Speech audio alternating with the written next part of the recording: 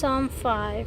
So David wrote another psalm where he asked God, he's lamenting with God, he's crying to God for help, that he declared that God is not a God who is pleased with wickedness, and that God hates all those who do wrong, but for David, by God's great love, he can come into God's house, and I guess the key here is that God resists the arrogant, but he is merciful to the humble. And David is not one who is arrogant. He is actually someone who's humble and someone who wants to please the heart of God, and someone who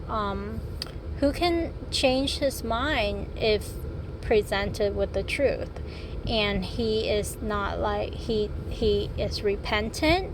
And we know that David, is actually ironic that he says that God detests those who do wrong, or God hate those who do wrong, and he is not pleased with wickedness, because David did a lot of wicked things. He had an adulterous relationship with one of his subordinates' wife, and then he killed that person. So he was an adulterer, he was a murderer, he loved many women, so he was lustful, and he had a murderous spirit. Like, he would want to kill innocent people to kind of like take out his anger, but he wasn't arrogant. So it's kind of ironic that he would say that, because he is one himself, someone who does wicked things, but then I think because he was humble and he was repentant, he received God's mercy instead of God's judgment. And that's why he says that by God's great love, he can come into God's house. And that is the interesting thing about God. It's not human reaching up to a high standard that then we're like go to heaven. Is, are you forgiven to go to heaven? It's what God already did. God, in his love, he wants people to come to him, like accepting his love, accepting the free gift that he gave, which is the gift of salvation through his son Jesus Christ. And are you humble to accept it?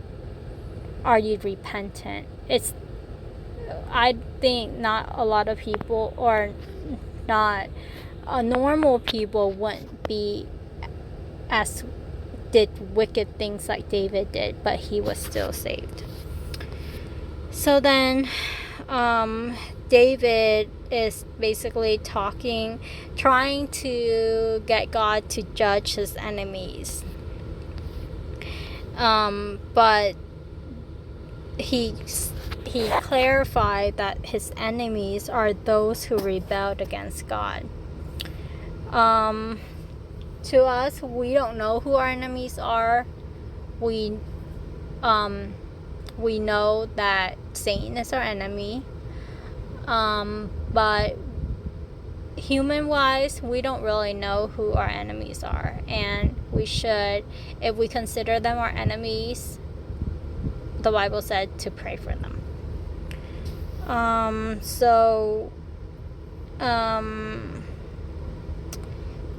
then he concludes that God, anyone who take refuge in God, let them be glad, let them sing for joy, that asking God to spread his protection over them, and you bless the righteous and surround the righteous with your favor as with a shield. And that is such a powerful like image to me.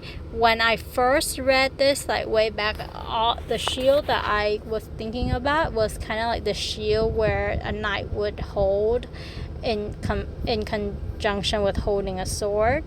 But to me, like now reading about it, the shield that I kind of envision is kind of like a dome all over me, protecting me from all sides.